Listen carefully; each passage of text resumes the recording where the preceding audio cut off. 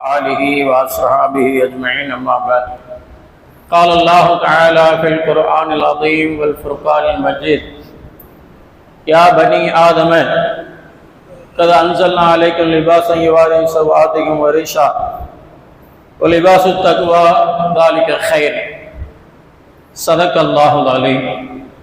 கண்ணியத்துக்குரியவர்களே, அல்லாஹ் நல்லடியார்களே, ரமலானுடைய ரஹ்மத்துடைய முதல் பத்திலே ஏறத்தாழ 6 நோன்பு 7 தராவி நிறைவு பெற்றிருக்கிறது. இன்னும் எஞ்சியுள்ளது 3 நாட்கள். முதல் 10 ரஹ்மத்து நம்மை விட்டு விரைவாக சென்று கொண்டிருக்கிறது என்பதை நாம் அறிய வேண்டும். அதோடு கண்ணியத்துக்குரிய சோதர்களே, அல்லாஹ் பெருமறையிலே சொல்லி காட்டுகின்றார், யா பனி ஆதம், ஆதமுடைய மக்களே, உங்களுக்கு நாம் தக்வா என்ற ஆடையை கொடுத்திருக்கின்றோம். ஆடைகளிலேயே தக்வா என்ற ஆடைதான் உயர்ந்தது, சிறந்தது என்பதாக அல்லாஹ் சொல்லி காட்டுகின்றான். மனிதன் ஆள் பாதி ஆடை பாதி என்று சொல்லுவோம்.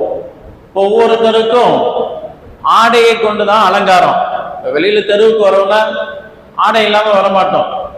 ஒரு அதிகாரியை சந்திக்க போறோம்னா அது தந்தவள நம்ம ஆடைகளை அணிகலன்களை சிறப்பாக்கிட்டு போவோம். எதையோ ஒரு ஆடையை அணிஞ்சிட்டு போக மாட்டோம். ஏதாகிலும் ஒரு திருமணத்திற்கு ஏதாகிலும் ஒரு விசேஷங்களுக்கு செல்கிறோம்னா அதற்கு தகுந்தாற் போல் ஆடை உடுத்தி செல்வோம். அதே போல் அல்லாஹ் சொல்கின்றான், மனிதனுடைய வாழ்க்கை சிறக்க வேண்டும் என்றால் அவனிடத்தில் தக்வா என்ற இறை அச்சம் என்ற ஆடை அதுதான் சிறந்தது என்பதாக சொல்லி காட்டுகின்றான். நம்மிடத்தில் இருக்கக்கூடிய அமல்கள், நாம் செய்யக்கூடிய செயல்பாடுகள் ஒவ்வொன்றிலும் நாம் ஊன்றி பார்த்தால் அதில் இறை அச்சம் என்பதை அப்பால் விட்டுவிட்டு நாம் நம்முடைய செயல்பாடுகளை செய்து கொண்டிருக்கிறோம். கண்ணியத்துக்குரிய சோதர்களே, அது சிறந்ததாக இருக்காது என்பதை அல்லாஹுவும் நபி அவர்களும் நமக்கு சொல்லி காட்டுகின்றார்கள். ஒரு நேரத்தில் ரசூலுல்லாஹி ஸல்லல்லாஹு அலைஹி வஸல்லம் அவர்களிடத்தில் கேட்கப்பட்டது. ஹஜ்ரத் அபூ ஹுரைரா ரலியல்லாஹு அன்ஹு சொல்றாங்க, அல்லாஹ்வுடைய தூதரே, ஒரு மனிதரை சுவர்க்கத்தில் நுழைவிக்கக்கூடிய அமல் எது என்பதாக கேட்கப்பட்டுச்சு. அப்ப அல்லாஹ்வுடைய ரசூல் ஸல்லல்லாஹு அலைஹி வஸல்லம் சொன்னாங்க, தக்வா வ ஹுஸ்னுல் குல்க் என்பதாக சொன்னாங்க. இறை அச்சமும் சிறந்த நற்குணமும் என்பதாக நபிகள் பெருமானார் ஸல்லல்லாஹு அலைஹி வஸல்லம் சொன்னாங்க. இன்னைக்கு அதுதான் நம்ம இடத்துல காணாம போயிடுது. சில நேரங்கள்ல வார்த்தைகள் சில நேரங்களில் அள்ளி இறைச்சிருவோம், ஆனா அள்ள முடியாது மீண்டும் அதை.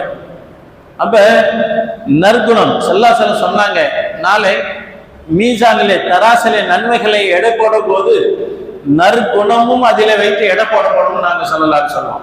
அல்லாஹ் நம்முடைய குணங்களை அழகாக்கி கொடுப்பானாக. ஆமீன். எண்ணித்துள்ள சோதர்களே, அப்ப இந்த 2 விஷயங்கள், தக்வாவும் அழகிய நற்குணமும் ஒரு மனிதன் சுவர்க்கத்துக்கு செல்வதற்கு காரணமாக அமைகிறது என்பதை அல்லாஹ்வுடைய ரசூல் ஸல்லல்லாஹு அலைஹி வஸல்லம் சொல்லி காட்டுறாங்க. அதே நேரத்தில் நபிகளுடைய கேட்கப்பட்டுச்சு, ஒரு மனிதன் நரகத்துக்கு செல்வது எதன் காரணமாக, எதன் மூலமாக என்பதாக கேட்கப்பட்டுச்சு. ஒன்று அவனுடைய நாவு, 2 அவனுடைய மர்மஸ்தனம் என்பதாக ஸல்லல்லாஹு அலைஹி வஸல்லம் சொன்னாங்க. இந்த 2ஐயும் நாம பாதுகாக்கல, நரகத்துக்கு போகக்கூடிய சூழ்நிலை கூட அல்லாஹ் பாதுகாக்கணும். அப்ப ஒவ்வொரு மனிதன் நரகத்துக்குரியவனாகவோ சுவர்க்கத்துக்குரியவனாகவோ ஆகுவதோ அவனுடைய செயலை கொண்டுதான் என்பதை அல்லாஹ் தூதர் ரசூலுல்லாஹி ஸல்லல்லாஹு அலைஹி வஸல்லம் சொல்லி காட்டுகின்றார்கள். ஹஜ்ரத் அபூ உமாமா பாஹிலியல்லாஹு சொல்றாங்க, ரசூலுல்லாஹி ஸல்லல்லாஹு அலைஹி வஸல்லம் ஹஜ்ஜத்துல் விதாவிலே அதிகமாக வலியுறுத்தி கொண்டே இருந்தார்கள். எப்படின்னா, உங்களுடைய அமல்களை தக்வாவை கொண்டு அலங்கரித்துக் கொள்ளுங்கள், தொழுகையை நிலைநாட்டுங்கள், ஜகாத்தை முறையாக கணக்கு பார்த்து அளவிட்டு கொடுங்கள், ரமலானுடைய நோன்பை முறையாக நோற்று வாருங்கள், ஹஜ்ஜுடைய கடமையை முழுமையாக நிறைவேற்றுங்கள், அல்லாஹ் உங்களை சுவர்க்கத்திலே நுழைவிப்பான் அப்படின்னு ஸல்லல்லாஹு அலைஹி வஸல்லம் சொல்ல நான் கேட்டேன் அப்படிங்கிறாங்க அபூ உமாமா பாஹிலியல்லாஹு அன்ஹு. இப்ப கண்ணியத்துள்ள சகோதரர்களே, இஸ்லாத்துடைய இந்த 5 கடமைகள் இன்னைக்கு இது விஷயத்துல நாம ரொம்ப பொடுபோக்கா இருக்கிறோம். ஏதோ உட்கார்றோம், கொஞ்ச நேரம் தாழ்வு கேட்கிறோம், ஆனா வெளியே போனா அது வெளியில போயிட்டு உதவும். அதுவல்ல சகோதரர்களே, செயல்பாட்டிலே கொண்டு வரணும். சஹாபாக்கள் ஒரு குர்ஆனுடைய வசனத்தை கேட்டால் அதை உடனே அமலிலே செயலிலே கொண்டு வருவார்கள். இதுதான் சஹாபாக்களுடைய செயல்பாடுகள். அதுக்கடுத்து அடுத்த ஆயத்தை கற்றுக்குவாங்க, அதன்படி செயல்படுவாங்க. ஆனா கண்ணியத்துள்ள சகோதரர்கள், நாம தினசரி குர்ஆனுடைய வசனங்களை கேட்கிறோம், ஆனா அதனுடைய செயல்பாடுகள் அமல்கள் நம்ம இடத்துல இருக்கானா இல்லை. அப்ப ஸல்லல்லாஹு அலைஹி வஸல்லம் தான் சொல்லி காட்டினாங்க, அதிகம் நீங்க தொழுகையுடைய விஷயத்திலே கவனமாக இருங்க அப்படின்னாங்க. ஹஜ்ரத் உமர் ரலியல்லாஹு அன்ஹு சொல்லுவாங்க, ஸல்லல்லாஹு அலைஹி வஸல்லம் ஹஜ்ரத் அலி ரலியல்லாஹு அன்ஹு சொல்றாங்க, நபியுடைய கடைசி தருணம், வஃபாத்துடைய நேரம், அதிகமா தொழுகையுடைய விஷயத்திலே கவனமா இருங்க, தொழுகையை பேணிக் கொள்ளுங்கள், உங்களிடத்திலே இருக்கக்கூடிய பணியாளர்களிடத்திலே நல்லினமாக மெருதுவாக நடந்து கொள்ளுங்க அப்படிங்கிற செய்தியை எங்களுக்கு நபி ஸல்லல்லாஹு அலைஹி வஸல்லம் சொல்லிக்கொண்டே இருந்தாங்க. சக்கராத்துடைய நிலையிலும் கூட என்பதான் அலி ரலியல்லாஹு அன்ஹு சொல்லி காட்டுறாங்க. கண்ணியத்துள்ள சகோதரர்களே, அப்ப எந்த நிலையிலும் தொழுகை என்பது நின்று தொழுக முடியல, உட்கார்ந்து தொழுக முடியல, படுத்து, ஆக எந்த நிலையிலும் தொழுகையை விடுவதற்கு மார்க்கத்தில் அனுமதியே இல்லை. ஆனா இன்னைக்கு நம்முடைய செயல்பாடுகள், நம்முடைய அமல்கள், ரமலான் வந்தா மட்டும்தான் நமக்கு தொழுகை என்ற நிலையில நிறைய பேருடைய வாழ்க்கை, நம்முடைய வாழ்க்கை போய்கிட்டு இருக்குது. எல்லாம் பாதுகாக்கணும். கண்ணியத்துள்ள சகோதரர்களே, நம்மளை சுவர்க்கத்துக்கு அழைத்து செல்லக்கூடிய அமல்களில் முக்கியமான தொழுகை. ஏன்னா ஸல்லல்லாஹு அலைஹி வஸல்லம் ஹதீஸ்ல சொல்லி காட்டுவாங்க, நாளை மறுமையில அவ்வளவு யுஹாஸுபிஹி அப்து, ஒரு அடியான் முதலிலே கேட்கப்படக்கூடிய கேள்வி இடத்திலே தொழுகையை பற்றி தான் ஸல்லல்லாஹு அலைஹி வஸல்லம் சொன்னாங்க.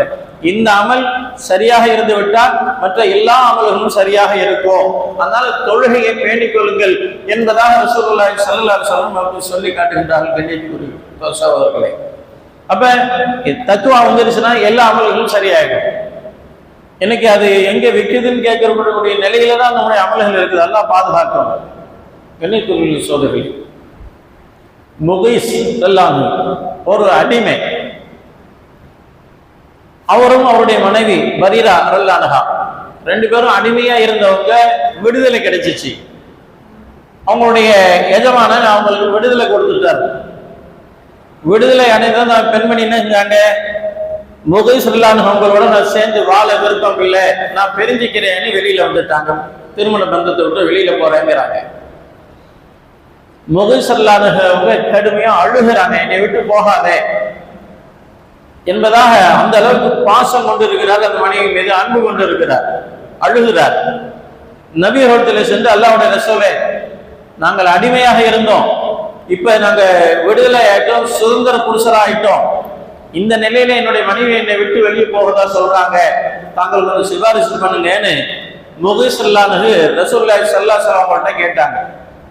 ரசூலுல்லாஹி ஸல்லல்லாஹு அலைஹி வஸல்லம் பரீரா ரலியல்லாஹு அன்ஹு அவங்களை கூப்பிட்டு, அவரோட சேர்ந்து வாழுங்க, அவரை விட்டு போகாதீங்க அப்படின்னு சொல்லிட்டு, இதுதான் சிறந்தது, தக்குவாவுக்கு உகந்தது, தக்குவாவுடைய வாழ்க்கை இணைந்து வாழ்வதுதான் அப்படின்னு ஸல்லல்லாஹு அலைஹி வஸல்லம் சொன்னாங்க. அப்ப பரீரா ரலியல்லாஹு அன்ஹு கேட்டாங்க, அல்லாஹ்வுடைய ரசூலே, இது தங்களுடைய கட்டளையா இல்ல தங்களுடைய அபிப்பிராயமா அப்படின்னு கேட்டாங்க. அப்ப ஸல்லல்லாஹு அலைஹி வஸல்லம் சொன்னாங்க, என்னுடைய கட்டளை இல்லை, ஒரு சிபாரிசு தான், ஒரு ஆணுக்காக வேண்டி ஒரு சிபாரிசு தான் என்பதா சொன்னபோது, அல்லாஹ்வுடைய ரசூலே, என்னுடைய வாழ்க்கையை நான் தேடிக்கிறேன், எனக்கு அது அந்த வாழ்க்கை விருப்பம் இல்லை, இருந்தாலும் அவரை விட்டு மீறிட்டேன்ட்டாங்க. அது நபி சொன்னாங்க, அவங்க ஏத்துக்கல, அது வேற பிரச்சனை. அப்ப தக்குவாவுடைய வாழ்க்கை என்பது இணைந்து இருப்பதிலே இருக்குங்கிறார் ஸல்லல்லாஹு அலைஹி வஸல்லம். அதனால திருமணத்துல நம்ம கவனிச்சு பார்த்தோம்னா தெரியும், திருமணத்துல குதுபா ஓதுகின்ற போது, யா அய்யுஹல்லதீன ஆமனு தக்குல்லாஹ், மூமின்களே, அல்லாஹ் நல்லடியார்களே, அல்லாஹ்வை பயந்து கொள்ளுங்கள், இத்தகுல்லாஹ் என்ற வார்த்தையை அங்க ஓதுவாங்க, நம்ம கேட்டிருப்போம். என்ன நம்ம அந்த நேரத்துல தான் எப்போ வந்த, எப்போ போறேன், டிக்கெட் போட்டிருக்க, அந்த விஷயங்கள்லாம் ஓடிருக்கோம். தவிர யாரோ அவர் கடமைக்கு அவர் செஞ்சுட்டு இருக்கிறார் அப்படிங்கிற நிலையில தான் உட்கார தவிர, ஒரு குர்ஆனுடைய வசனம் ஓதப்படுது, ஒரு ஹதீஸ் சொல்லப்படுது, இறைமொழி ஓதப்படுகிறது, இறை வசனங்கள் சொல்லப்படுது, காது தாழ்த்தி கேட்கணுங்கிறது இல்லை. ஆனா அல்லாஹ் சொல்றான், இறை வசனங்கள் ஓதப்படுமானால் காது தாழ்த்தி கேளுங்க, லஅல்லக்கும் துர்ஹமூன், நீங்கள் ரஹமத்து செய்யப்படுவீர்கள், அருள்மழை பொழியப்படுவீர்கள் அல்லாஹ். ஆனா நாம என்ன செய்யறோம், குதுபாவுடைய நேரத்துல தான் ஜும்மாவுடைய குதுபா ஓதப்படுது, அப்ப உட்காந்து பேசிட்டு இருக்கோம், ஒண்ணு வெளியில உட்காந்து பேசிட்டு இருக்கோம், அல்ல அங்க நின்று பேசிட்டு இருக்கோம். அதே போல திருமணத்துடைய குதுபா ஓதப்படுது, அங்கேயும் திருமறை வசனம் ஓதப்படுது, ரசூலுல்லாஹி ஸல்லல்லாஹு அலைஹி வஸல்லம் ஹதீஸ் சொல்லப்படுது. ஆனா நம்ம காது தாழ்ந்து கேட்க தயாரில்லை சகோதரர்களே. ஆனா அல்லாஹ்வுடைய அருளை விட்டு நம்ம அப்பாற்பட்டு போய்கிட்டு இருக்கோம், வெளியில போய்கிட்டு இருக்கோம். அல்லாஹ் பார்த்து. ஆக கண்ணியத்துக்குரிய சகோதரர்களே, தக்வாவுடைய இறை அச்சத்துடைய வாழ்க்கை நம்ம இடத்துல வந்துச்சு அப்படின்னா நம்முடைய எல்லா செயல்பாடுகளும் அழகாக ஆகினோம். இது நம்மை சொர்க்கத்திலே கொண்டு சேர்க்கும் என்பதை அல்லாஹ் ரசூல் நமக்கு வலியுறுத்துகின்றார்கள். எனவே அந்த தக்வாவுடைய வாழ்க்கையை வாழ்வதற்கு அல்லாஹ் அனைவர்களுக்கும் நல்லொரு புரிவானாக. ஆமீன். வாஹிர் தஅவானா அல்ஹம்துலில்லாஹி ரப்பில் ஆலமீன்.